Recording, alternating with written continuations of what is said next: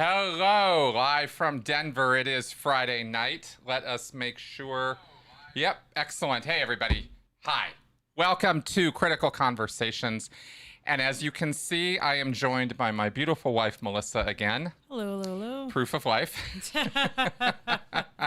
And I am very happy about that. And we do have some 7cam in store for you guys as well. So, hey, everybody. Happy Friday the 13th. Oh, boy. And by the way, this is Friday the 13th in August. Now, I don't know about you, but personally, I feel like I blinked and it was August. Like, what the hell happened to this year? It was January a week ago. I really am not, I'm very confused right now. I looked up the other day and I was like, how is it August? Anybody else? Is it just me? Just me? No. No? I'm wondering where the time is going too. I hope so, because I'm feeling very disjointed. The years just go faster and faster. Yeah. Yeah, they do seem to do that. Boy, lots to talk about this week, guys. Lots happening. Not a almost Christmas. Shut up. Oh my God, yes.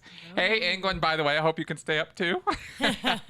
I would love to do this show earlier in the day, but I'm trying to time it for people being able to call in, and so generally that's kind of after work on Fridays, I guess. That's why I do it this way. You know, I mean, anyway, yeah, this year has definitely gone by faster than last year. I mean, it just crazy so. Oh, wow. Hey, Alex. Yeah, has Trump... Thanks for that super chat. Trump has not been reinstated yet. We're actually... it's actually a talking point for us this week. It's not quite midnight on the East Coast yet. So. Yeah, it's... oh, my God. Yeah, we still have time. Oh, cool. All right, good. We will get to the call in the queue. But first, I just want to talk about a couple things real fast.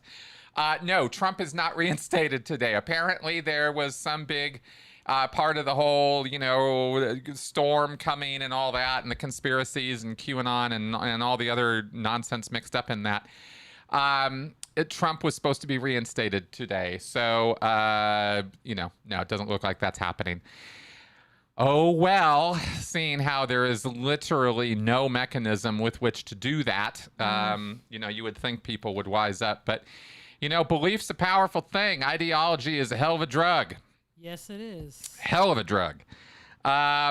Okay, so let us, before we get on with anything else, we do need to check in with Seven, so let us do that.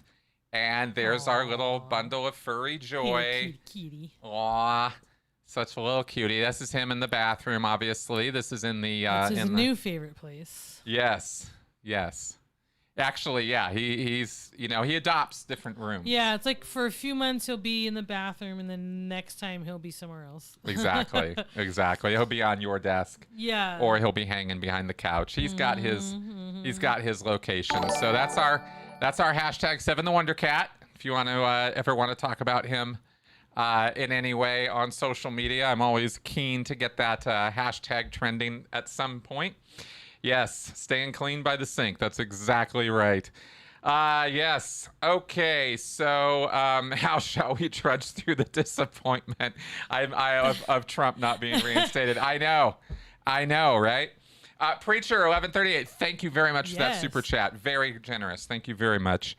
I'm not really. I've been having a hell of a day today. Just on pins and needles, just like freaking out. Okay, not really. I really can't continue with that fiction for very long. In fact, I forgot about today. I thought it was the 6th. Maybe I was wrong, or maybe they just keep changing the day. I don't know. Yeah, no.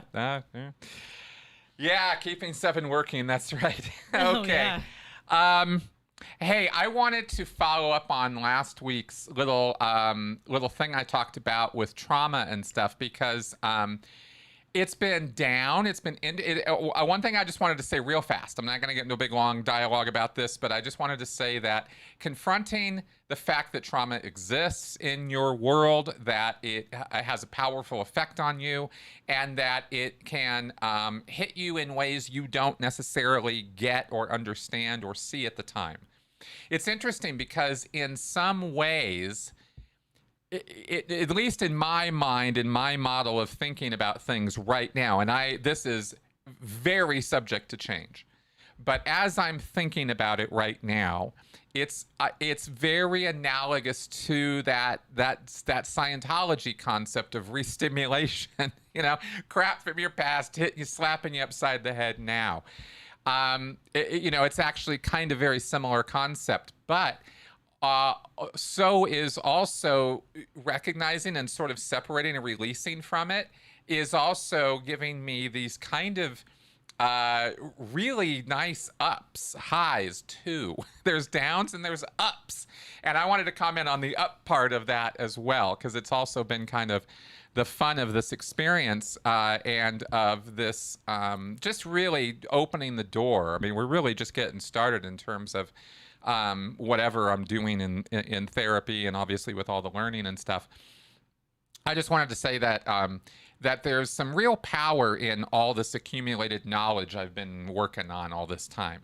And once you start opening that door a little bit with somebody else to help you as a therapist or counselor, then putting all that knowledge to work, toward me is, it's fun. It's interesting. It's absolutely fascinating. And it's also been, nice to recognize that when everything's kind of chill and calm and there's no trauma in my space anywhere and there's nothing going on, I'm really acknowledging the I don't know. I don't really know what words. There's probably some German words for this. Like a state of happiness, like one hasn't experienced since childhood. Yeah. What's a word for that? I don't know. But that's, that kind of thing. So, Alex, you're in the chat. What's that? I said, Alex, you're in the chat. Yeah, exactly. So anyway, wanted to throw that out there. I don't know. I got no idea, Jonathan, on Tom Cruise and his apartment in Clearwater. There is so much, after a while you just, at least for me, after years of seeing speculation and reports in the media every single time a Scientologist's property changes hands, Tom Cruise sells his Telluride estate, he buys a place in Clearwater, John Travolta sells his Clearwater home, but he's still got a place down in Miami or Tampa or whatever. I mean, there's, these people have lots and lots of places, and just because they sell a house doesn't mean they've left Scientology. And I just, after a while, you're just like, Jesus. And by the way, something you guys might want to know is every single time Tom's going to have a new movie coming out, it has now part of his PR machine that they plant stories about him possibly leaving Scientology because it generates interest in him and his name. And they know that, and it gets media attention, and people fall for it 100% of the time. And I think at this point, Tony, myself, others, we're just like, boy who cried wolf over and over and over again on these reports of, celebrities leaving Scientology because they're selling property or because, that a new movie's coming out or something. I mean, it's all speculative, and so far it's all been nonsense. So we can, kind of chalk it up that way, I think.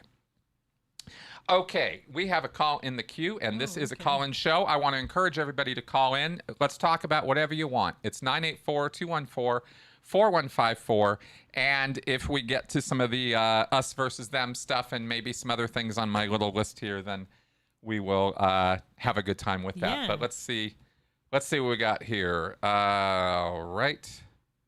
Hello, Alex. Hello, Chris. Can you hear me okay? Yeah. What's that? Excellent. All right. Well, I've been following you for a long time, so thank you. Thank you for all the good work you've done over the years. I've been listening to you for years now. Awesome. I have two things if there's time, so I'll do my Scientology question first. All right. Which is, I've worked hard jobs before where there's that camaraderie of, we're going through this drudgery, we're in the trenches, it's miserable. How can they possibly be asking us to do this?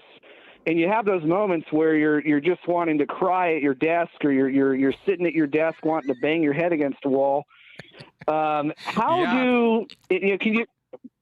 Can you kind of take us inside of the Sea Org? I would imagine those moments happened where you're sitting at your desk, and what I want to know is, how do you get through another moment, another day of that kind of pressure when all the promises have been broken and you're sitting there in, as you pointed out many times, in the basement of PAC, and you're miserable? How did you get through it for so many years? I will tell you what I told myself, at least, when those moments would happen. And they happened, obviously, with more and more frequency as time went on and the years passed, right? And it had to do with purpose. It had to do with why I felt like I was there in the first place. And to me, purpose was a powerful drug, right? Purpose was the thing that kind of really kept me focused, eye on the prize kind of thing. Like, there's these bumps in the road. There are these people who, I've got this order to get done. I've got this impossible target to meet or whatever. Or it's just the drudgery of the week-to-week stat evolution, and it's Thursday night, and it's 3:30 in the morning, and I'm like, tired out of my mind. This kind of thing, right? I just kept myself going by thinking, what am I doing here? What is this? What am I accomplishing? And I'm accomplishing a cleared planet. I'm accomplishing saving the world, right? I never really thought about the words saving the world when I was a Scientologist. I used that phrasing, but that's not the words I thought. How I thought about it was, we're clearing the planet. Do you know what that means, Alex? Absolutely, yeah. And when you're done, you can go off to target 2, right? So it never ends. Well, that's right. But there was good with that too. I mean, the work wasn't going to end, but look at what we were going to accomplish. I mean, we were, there's a thing when you get yourself all pumped up on ego and on purpose, then it feels like, what you're doing is more important than what anybody else is doing. So my worst day, I would tell myself, my worst day is better than the best day of, Jeff Bezos or whatever, or Steve Jobs, or, whatever. It's a big wig guy, right? Dalai Lama even. Like, whoever it is, the Pope, whoever it is, we're doing more to actually help man on our worst day than they're doing on their best day, if that makes sense. Yeah, no, that makes perfect sense. And did you guys try to build each other up, or were you all like equally miserable? Or did you find that, you had one guy that was fired up after the latest, COB briefing, and he's running around all charged and trying to advance up the ranks, and some other guy is depressed? Were there different levels of motivation, or was everyone kind of in the dumps simultaneously? No, it was rare that everybody was in the dumps simultaneously. And it being a snitch culture, remember, you're not allowed to dramatize. You're not allowed to, quote unquote, right? You can't have case on post. So if you're sitting there being all down in the dumps, somebody's going to come along, probably one of the CMO girls or some senior type person is going to come along and go, what the hell's wrong with you? And if you sit there and start complaining about your job, they're going to be, stop nattering. What are you doing? Shut up. Get to work, So it's a very unsympathetic environment as far as that goes. But when I was really starting to decline, when things were really starting to get grim, and that kind of, spirit and group camaraderie wasn't flying anymore, and I wasn't responding to that anymore, I was going to the ethics officer and I was lamenting. I was literally, I can't do this anymore. This is just, I want to get up and leave every goddamn day, every hour, every minute of every day. I don't want to be here. And she would just sit there and talk me through it. Well, who else is going to do it? you're the steady Eddie. You're the stable guy. You've been here longer than anybody else in terms of my management time, for example, right? And and so it was kind of guilt trip a little bit, and playing the guilt versus the purpose thing is kind of how they keep you going. And once that no longer works anymore, and there was a point where it stopped working for me, then you end up getting busted, basically, demoted, crashed, whatever, and they'll stick you on some other post you can do that maybe isn't so hard or so big or so difficult or whatever, and like mowing the lawns, painting the buildings. Gotcha. You get all those states, right? That's right. You got it. Yeah. Okay. Well, thank you, Chris. And I wanted to throw in one more thing if there's time. Absolutely. Yeah. No. Bring it. All right, so this is on the actual subject of us versus them. So, I've become rather frustrated with the vaccination situation because, to me, it's science. I mean, I was a part of a clinical trial for Novavax. That's how much I believe in science. I was a certified guinea pig. Awesome. So obviously, I believe in the science, and that's how. Thank you, and that's how I make my decisions. So I feel like we as a society have bent over backwards to try to get folks to get vaccinated, because at this point it's really something we need for society. It's something that people need to do, and whatever small risk there is, you do it for the good of the group, unless you want to go live in the desert and be a hermit or something. And I find it very ironic that the same people that are rah about the military and the police, which are both professions of great selflessness, are the same people who will not take the infinitesimally small chance of getting vaccinated. Yep. It doesn't make any sense to me, and it's put me at a place mentally where I'm basically right now at the mode of make it as difficult as humanly possible for them. Mandate it into oblivion. I want every employer to mandate it. I want every sporting event you're going to attend to mandate it. I just want to make life miserable for them until they have their come to Jesus moment, because apparently nothing else is likely to work. I hear you. My question to you is, do you have any strategies that you think folks could use to try to get these people to see the light, or do you feel like I do, that at this point you just got to hit them with a stick and call it a day? Well, okay.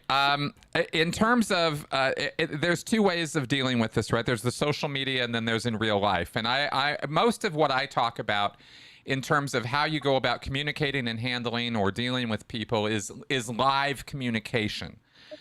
Trying to do this kind of stuff on social media is for the birds, right? People are locked in, locked down, and they're not interested in having their minds changed.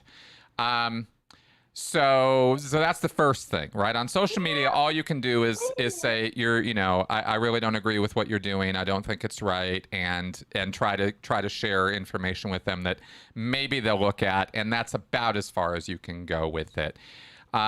It does not help. I will say, while I understand it helps us, you, Alex, me, certainly my wife, right, in times during social media engagements, it helps us blow off steam to call them names, to ridicule, to insult, right? I've done it. I mean, even recently. So I have to kind of put my foot in my mouth a little bit here, but it's not really the right thing to do. It's if you can't, anyway, that's that. But in terms of in person, if you can actually really get in touch with or in communication with live with somebody who's got this kind of thing going on, you've got to find out what's going on with them, because there's actually different reasons why people are anti-vax. There are some who are wait and see, and there are some who are fuck the science, I don't trust the science, and I never will trust the science, and there's nothing you can do or say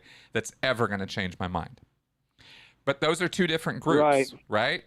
If you're talking to one of the I'm gonna wait and see, you have a much better chance of getting through to that person with some facts and some, while you're waiting and seeing, why don't you wait and see this and take a look at this study and take a look at this information and take a look at this, and just encourage the critical thinking on it.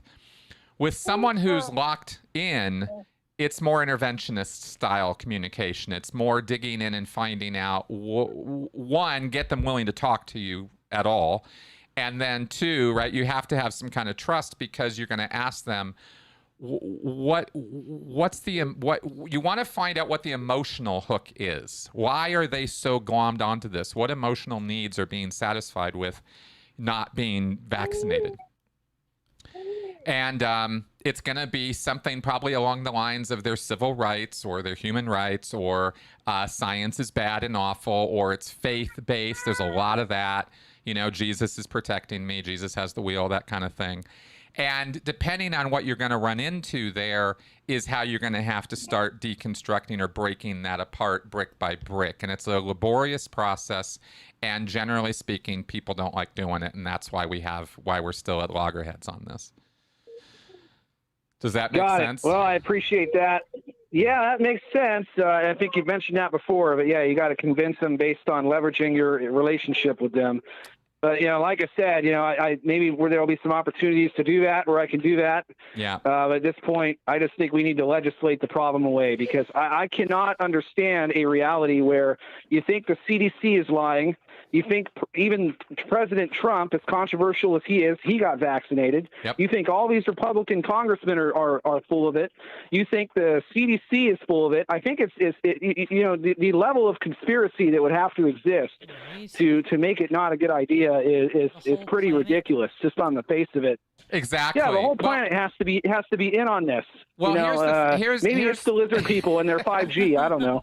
Well, let me give you a little bit more on this. Is that you're absolutely right, and you do run into that stuff. Now, when you're dealing with that level of reasoning, it's really probably best to just back away. I mean, unless you've really got some serious time on your hands, you know, that's a brick wall. I mean, there's a deep reservoir of distrust, or some kind of flip the script has happened in their head where, you know, public safety has become authoritarian.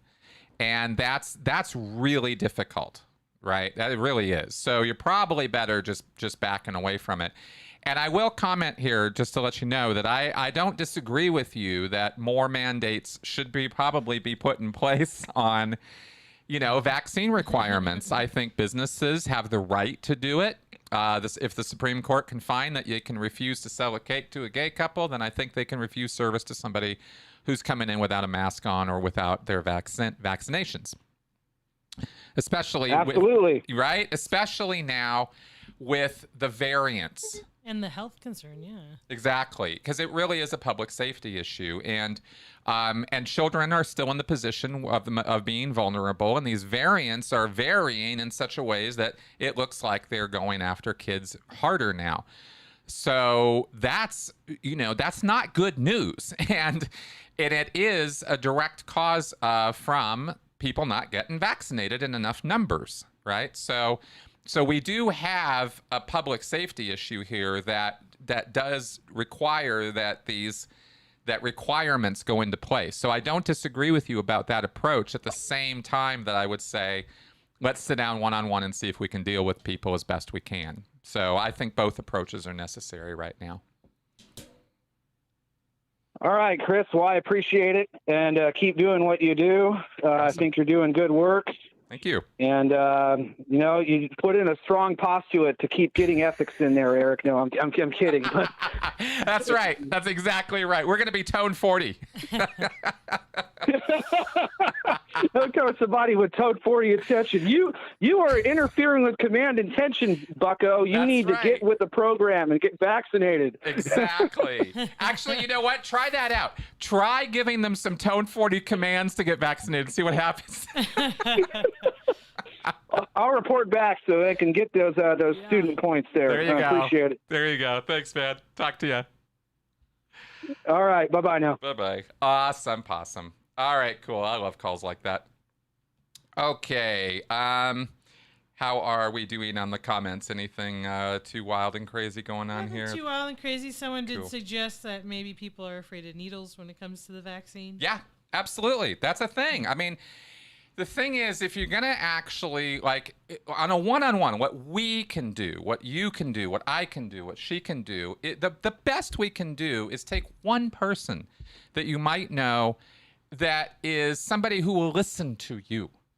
that you can use that relationship with, and see what you can do. Start working on them. And getting people out of cults, getting somebody out of an extreme headspace is not a one and done.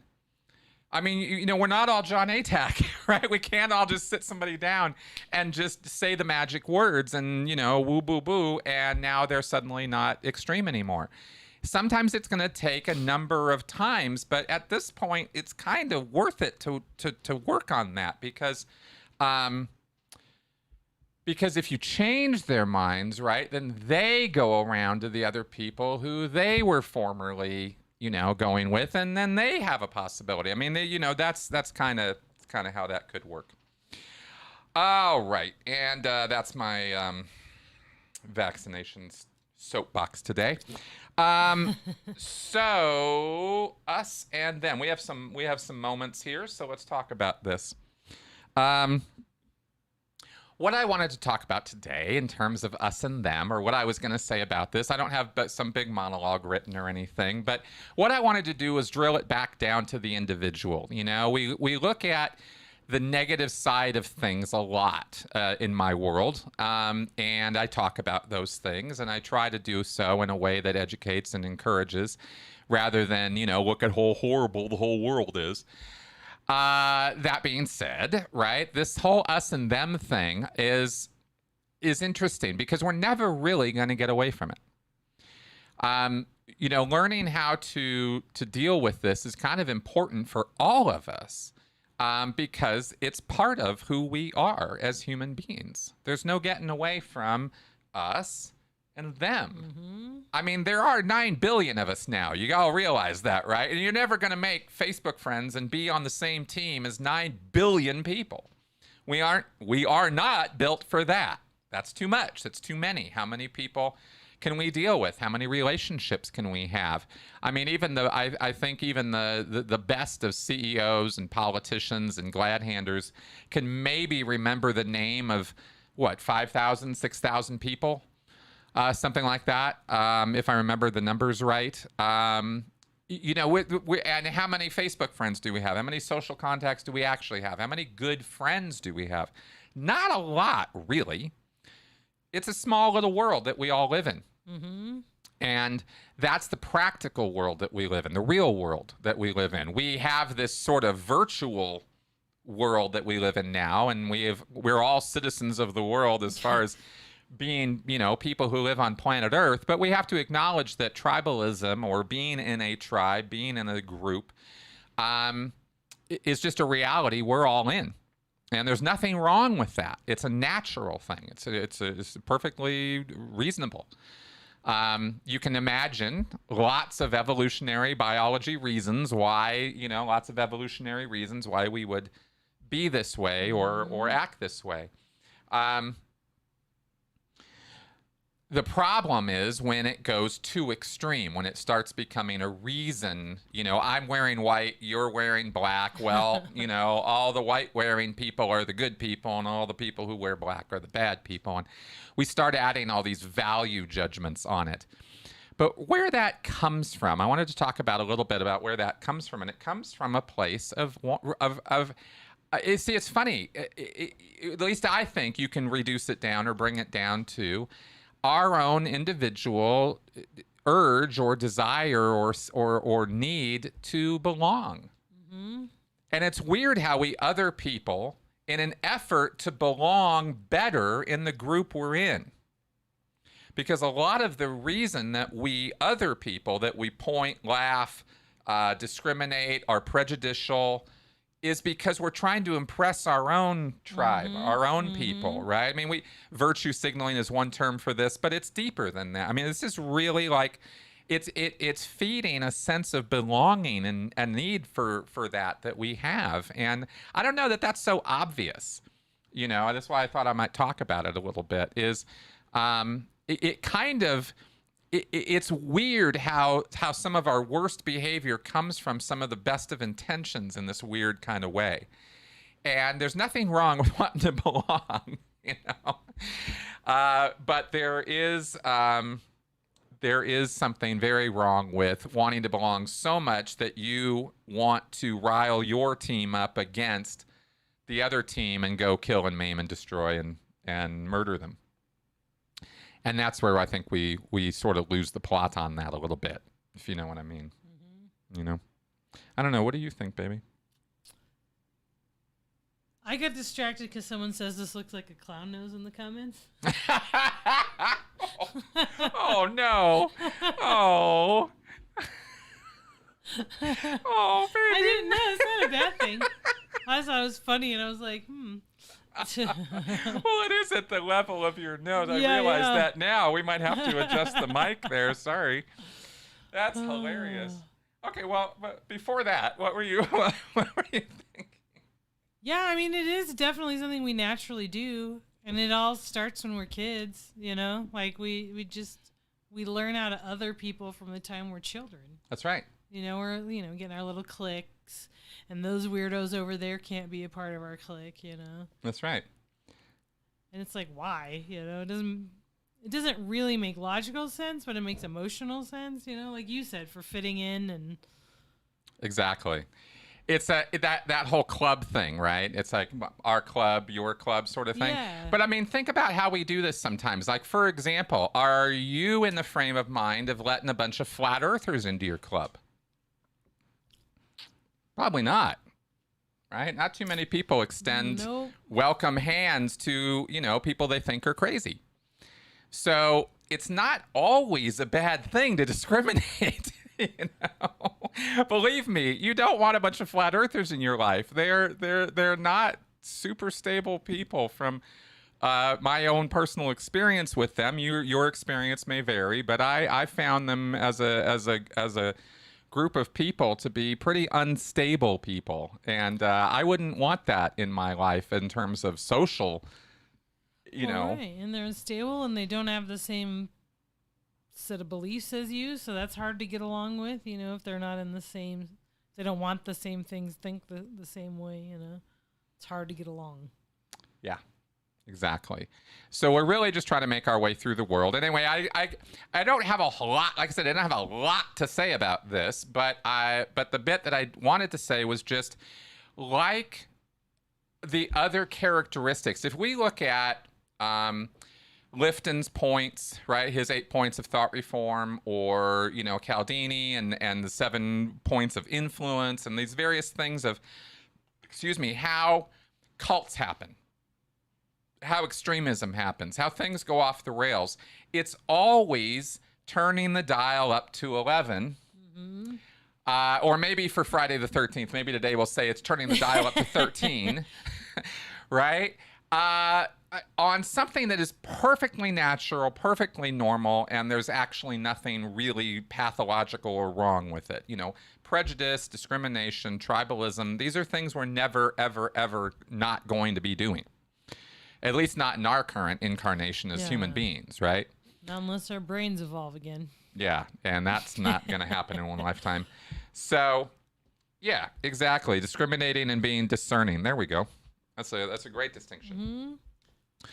So anyway, I just wanted to kind of point out that the us and them thing, the us versus them thing, is that turn up, because some people will. Well, you can just take it too far. That's all. You can say, well, there's never any reason to discriminate or discern or differentiate or something like that. But it's like, no, that would be living in denial, because we have to. Right. There's some people, like we were talking about, that are not good people to be around. So you have to be discerning and be like, no, I don't want your crazy ass around me. Exactly. That's why I don't have Scientology in my life anymore, because I discerned that is. That's why I don't hang out with certain members of my family. Exactly. So, nothing particularly wrong with that. Will we be rid of tribalism once we become homo novus? Nope. Pretty sure as long as we have that homo in our scientific name, it's going to continue to be a thing, because it's, I think it transcends our species and class. What is it? Species? Kingdom, phylum. Kingdom, phylum, class. Order? Or is it kingdom, phylum, class? And then I feel like there's a G. Genus. Wait, hold on. Kinky. Is genus? Okay, kingdom, phylum, class. We'll figure this out. Kinky people can find good sex. That's what my high school teacher taught us was kinky people can find good sex, and I'm trying to remember what the hell it stands for. Okay.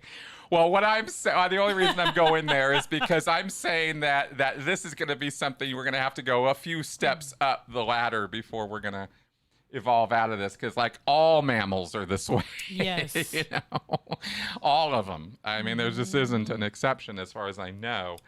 So, hey, thanks for that super chat, Tamara. That's awesome. Good stuff. All right, now 984-214-4154 is the number for you guys to call in and chat with us if you so desire. The lines are wide open. Family, yes. Kingdom, phylum, class. Then genus, species. Okay. Yeah. Okay. We figure these things out eventually. Yeah. But he taught me that. Mr. Kirksey, I think that was his name. 9th grade biology. Yep, exactly. And he knew that high schoolers would remember it was something ridiculous like that. Exactly.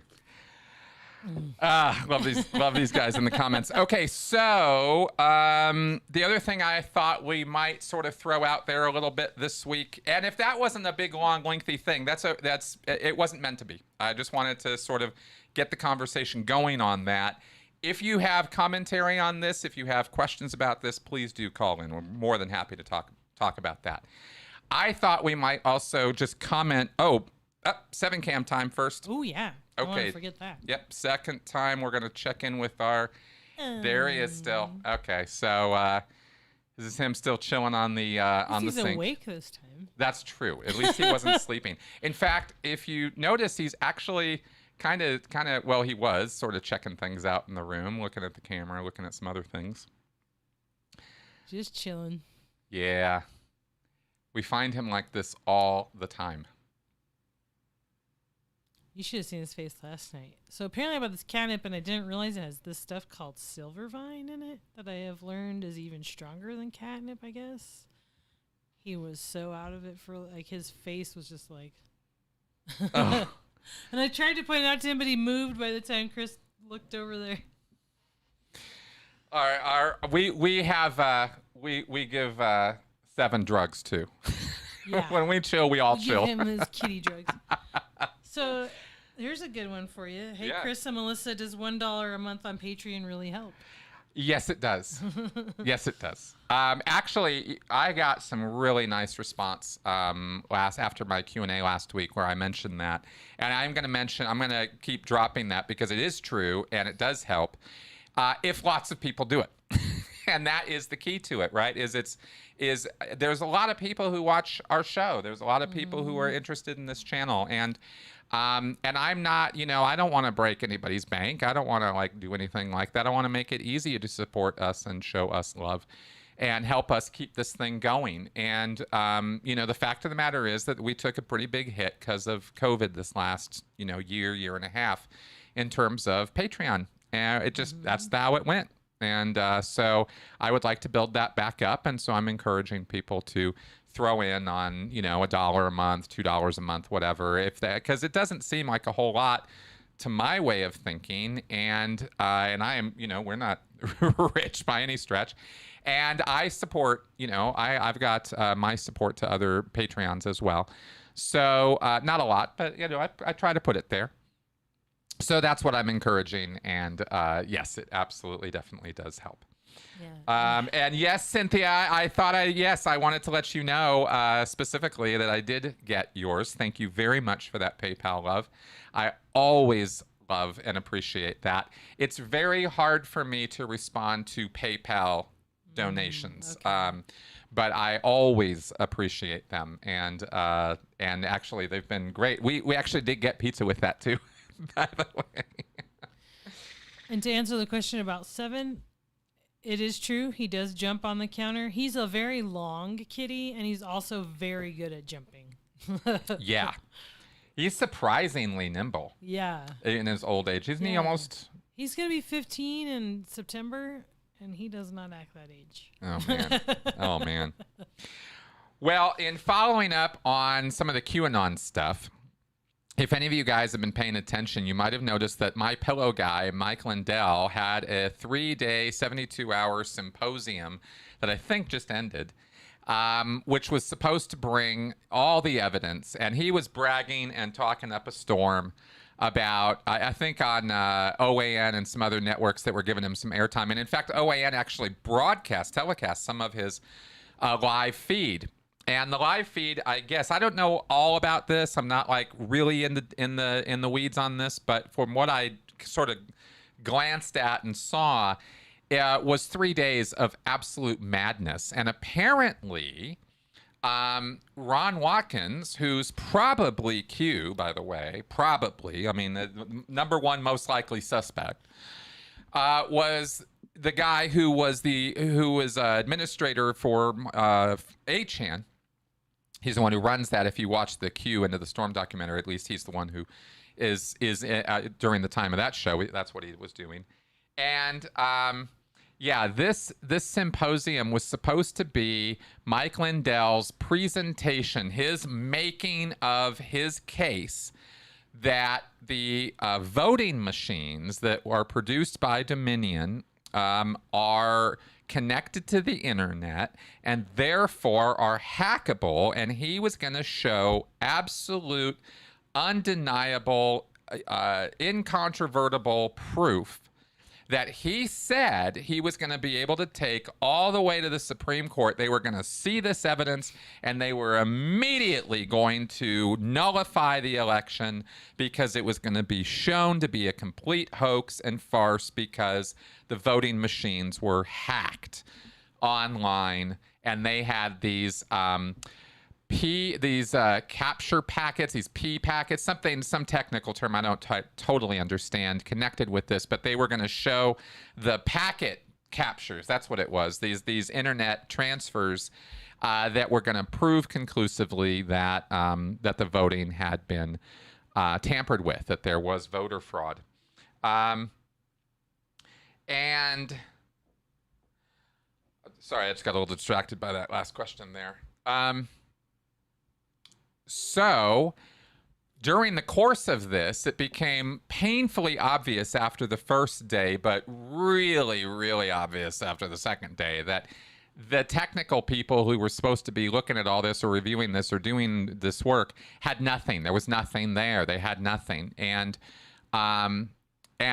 except they had potential evidence of a crime being committed to get this information to Mike Lindell from, interestingly, a voter administrator person. I guess I am so unfamiliar with the bureaucracy and structure of how voting is overseen.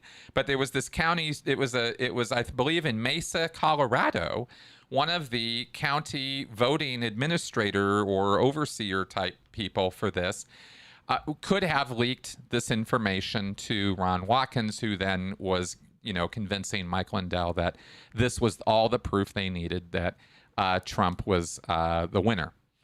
That's the simple version of the narrative, as I understand it, is that this information was gotten, that Ron Watkins either encouraged it or got it somehow, and that it should not have been given over, and that even with what was given over, it didn't prove any fraud of any kind. I think they do some kind of testing or some kind of line tests or some kind of internet. The internet connection part is not transferring voter information or making it out that the votes are being changed electronically. That's not what's going on there. So that was, Alex is mentioning some hilarious clips from that. Exactly. I will not have lunch for the entire 3 days, right?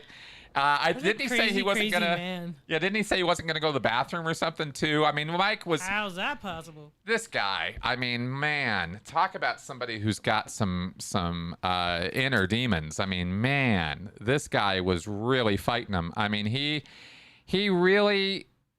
Yeah, well, he's a cultist. I mean, what are you gonna say? That's where people's heads go, is they go into really dark horrible, awful places. And he thought he was actually going to change the entire election. I mean, I wish I was engaging in hyperbole here, but this was how he was talking. I mean, I watched him for a while before this, talking about on Dave Pakman. He did an interview on Dave Pakman's show. That's where I saw all this. And he was on a roll, man. He was absolutely sure that this symposium was going to change the course of the entire country. And instead, he comes out looking like a complete maniac and total moron. I mean, he's lost. I don't know that he was ever credible in the first place. But any credibility he might have thought he had is now gone. Gone. So, maybe the pillow has some chemicals that went through his brain. I tell you, man. Yeah, no lunch, no bathroom, no nothing. I guess if you're not drinking anything, you might have to go to the bathroom less. I mean, if you're not having Cokes and water and that's true. Dehydrate yourself a little bit. That's true. Yeah, he's out of his mind. Basically, that is true. That's basically where it's at. Hey, as far as this question about show topics and stuff, if you guys have things that you want us to cover or talk about or want to call in on, the line's wide open, so you can call in anytime you want about anything. I always try to stress that because I want people to understand. But yeah, I'm totally down for suggestions on things you all want to talk about. I just sort of come up with stuff off the top of my head most of the time as to, what our shows might focus on or whatever. But I notice it's interesting because the shows that are the ones that are that I like the most or have had the most fun with have been the open mic ones where I didn't really put a topic or a subject out there. I was really just putting the topics out there so we'd have something to generate some interest to have people call in with, was my hope, rather than me sit here and pontificate for 45 minutes about whatever it is that we're going on about. So anyway, that's my intention, but we're just kind of watching this thing evolve and see where it goes. That's really what's happening with this. Yeah, I actually probably could do more on that symposium. Sure, I could do that. Absolutely. And I am still looking, by the way. I've been putting feelers out to try to find people who know all about QAnon to get on my show, right? I mean, I did my deep dive to write my paper and get my research proposal written, and that's submitted now. And I understand Q at a level, I think more than most people do, but not at all compared to some people who have been in this thing for like the last year or two. So I am reaching out to those folks, but I'm finding so far I'm just too small of a channel. I get, contact my publisher, Oh. I'm like, oh, great. What's this guy's fee for coming on my show, And I don't have a show that pay $5,000. Yeah, I don't pay my guests. That's not. Yeah. I don't have that show yet. So. So anyway, I am working on this, though. I really do want to do more on this because I think that there is a a lot to talk about in regards the online cult aspect of this. And I really do think that understanding how the online phenomena of radicalization and extremism happens is crucial to the future of my field. I realized the other day I've got a field now that's not just Scientology, right? Yeah. This coercive control field. I mean, this is, that's what I'm doing. So, so that field does have a future, and that future, I think, at least as far as cults go, has to get more into understanding the dynamics and the activities of what occur online. And there's so much depth to that. There's so many places that we could go with that, and I want to talk to knowledgeable people about it. And I think QAnon is a wonderful example of how to demonstrate some of what we're seeing in online extremism and what we might possibly be able to do about it, or how it might work, going into the future. Like, how long do people stay radicalized? How long until they start waking up from it? How long until these groups, until a group is forming online but lacking a leader? How long until factions start occurring? Because Q is factioned. It's got lots of little groups in it, right? Based on different people thinking different things about the conspiracy. So, so all of these are phenomena that I want to know more about, because I think there's going to be, I think this is going to be crucial to understand for terrorist activities, anti-terrorism activities, as well as anti-cult work. And if there is anything that we need more of these days, it is understanding and de-escalating, extremist thinking online. We got to figure this out. Maybe it involves more regulation. Maybe it involves, curtailing of some First Amendment stuff, or maybe that has nothing to do with it, and it's a whole different solution that is needed. I'm wide open. I'm looking around at causes and effects. I'm looking at things that people do online and going, well, should they have the right to, be sharing memes of sending children into the showers at Auschwitz? I don't know. I don't know that that's something that we should have a right to do. At the same time, I want freedom of thought. So these are difficult problems. Is that even the thing that causes the radicalization? Maybe it's entirely possible, by the way, and we have to be open to these ideas, that online radicalization actually isn't just something that is caused by an algorithm or is caused by too much exposure to material. It could well be that people come predisposed to being radicalized. They're on their way already, and the online activity only bolsters it, doesn't create it. Right? That could be a thing. Or there could be variable approaches to this. It could be that way with some people, but maybe not that way with other people. I mean, this just gets like crazy complicated. But I find it to be, I find this stuff to be fascinating. That's why I'm going on a mad rate about it. So there you go. Yeah. What's that? What if the flat earthers' growth online is driven by governments getting people into benign cults to keep them out of terrorist cults? What if? I mean, like I said, I got to be open to anything, I suppose. I don't think that governments are that organized or capable, personally. So I don't think it quite works that way. But it is a good question. Okay. Do you find the irony in the different kinds of atheists that you posted about on Twitter? It's like different demonstrations in the Christian world. I don't know that I find irony, Cynthia. I'm not sure. Maybe if you could clarify what you mean exactly with that question. I'm not sure what you mean by the irony there. But I am interested in your question. Maybe she means like how there's different factions of Christianity, and then there's different ways that atheists sort of break Oh, God, off that's too. for sure. Absolutely. Yeah. Oh, absolutely. I think I dropped it a little bit today in Twitter that, the atheist world online, the activist wing of the atheist world, it's a trauma community. It's a community of people who are generally speaking from their trauma, just like I have been. I mean, this isn't a negative. This is just an observation. And so when you have a community that forms around that, then you get really interesting things happening. This is the same as the XJW, the ex-Scientology, the ex-Mormon communities. We see factioning, we see, celebrities rise who have a voice and are able to use it, and people start following them. That's basically my role. Or you have, the people who try to become, thought leaders and develop big followings, and those create factions in the community. I don't think people following me are a faction of the ex-Scientology world, right? For example. I'm not off in my own little thing, trying to push some, super special ex-Scientology agenda or something. I don't have the ex-Scientology secret sauce that nobody else has.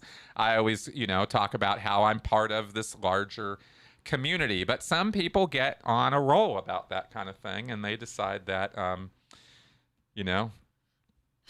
that their way is the only way. I mean, there's a guy, Steve, who just will fight anybody who will take him on about agnosticism versus atheism.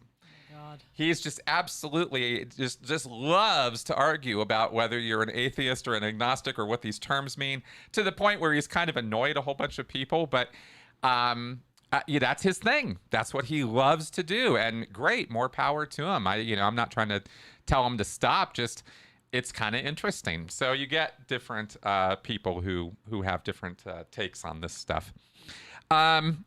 So, okay, good. One last thing I wanted to talk about this week, because I think this is important, and I think it bears repeating over and over and over again to my audience in as many places as I can. So you'll hear me talk about this. Maybe I'll talk about it too much. If I do, you guys can tell me to shut up. Critical thinking and the discipline of critical thinking. Okay, I want to reiterate that critical thinking. This is sort of this new plateau of understanding I feel like I've got on this topic, and I want to share it. Which is that it's not just a set of tools or sayings or mantras or a collection of logical fallacies and cognitive biases.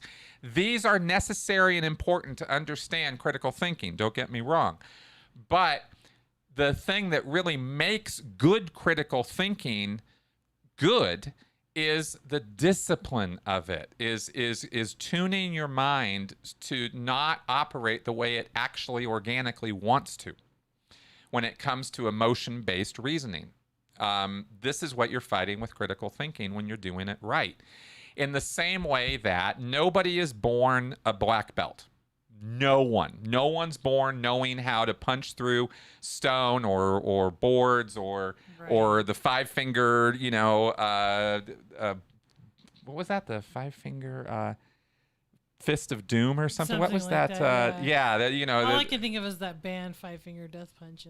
Yeah, basically, I know that's yeah, not it. yeah, exactly. But it's that kind of thing. Nobody knows how to do that. You have to learn it. You have to practice it. You have to work hard for it. And I've been working hard on this for years, and I'm still pretty much a red belt. I think I suck at this, actually, but I love to try to share and get better at it. And this is really key. This is really super, super key.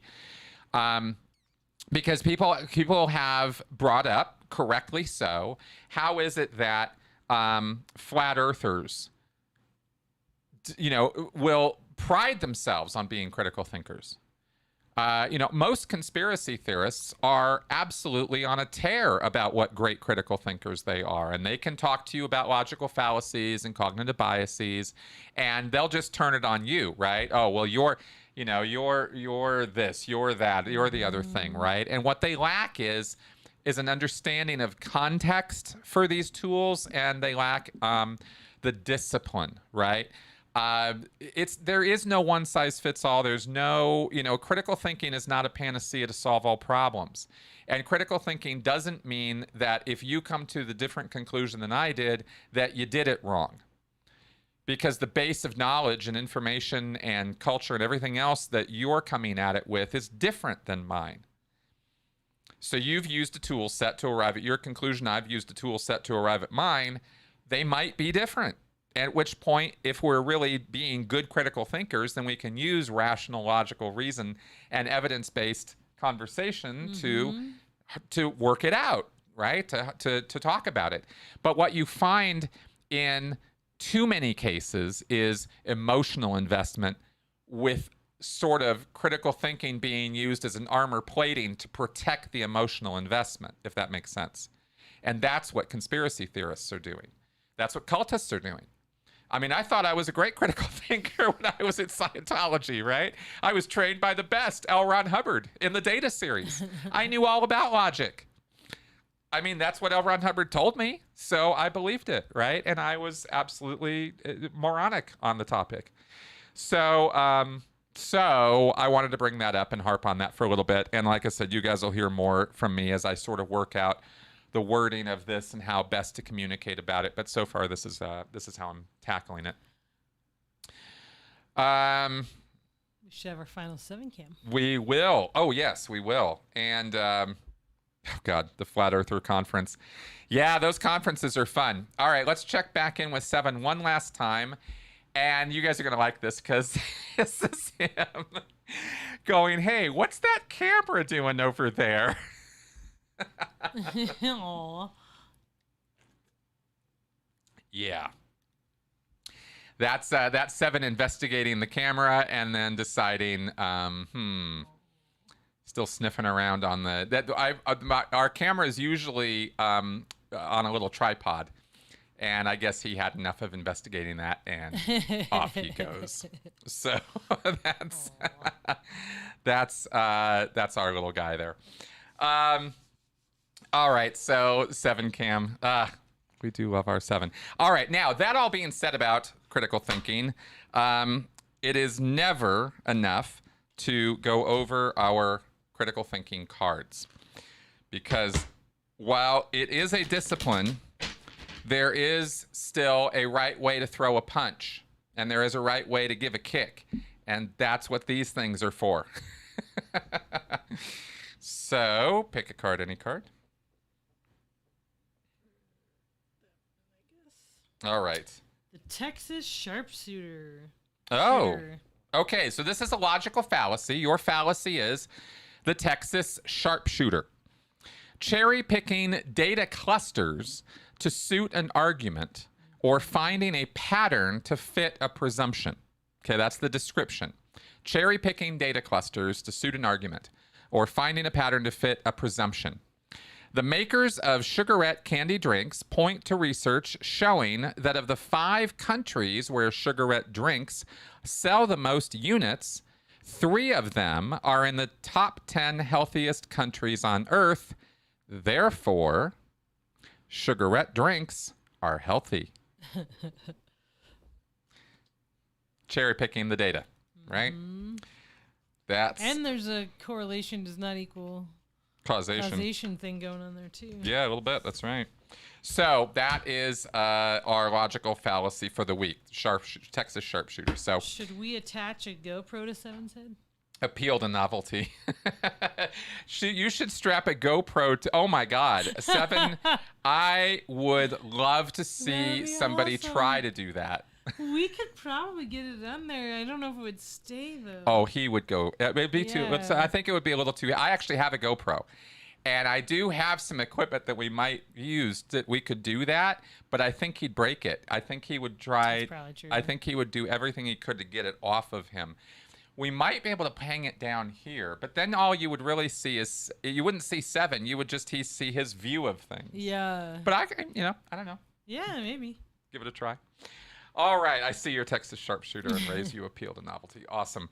All right, guys, I think we'll start wrapping up the show for this week. I want to thank everybody who threw us some super chat love. Thank you very much for that. We really appreciate it. And of course, if you are so inclined, then you can support us on Patreon, because that's what pays for our lights and our little bobbleheads and everything else. I don't know if you guys noticed or not, by the way, this is my newest one. This is Captain Kirk in the chair. My favorite Star Trek captain, by the way. There can be only one, and he is mine. You could be wrong. I don't know. I could be wrong, but I'm not. Okay. Oh, good. And Hey Hun Pud stayed awake the whole time. Yay! Woot! All right, good deal. All right, folks. Watch for the I had a talk with John Atack this week on the podcast, so that'll go up tomorrow. And it's he's talking about his new book, Opening Our Minds, it is called. And we have some general discussion about Scientology and science and critical thinking and all kinds of fun stuff. So that is coming up tomorrow. And then Sunday, as usual, will be a recorded Q&A. All right, guys. We will see you next week. Bye-bye.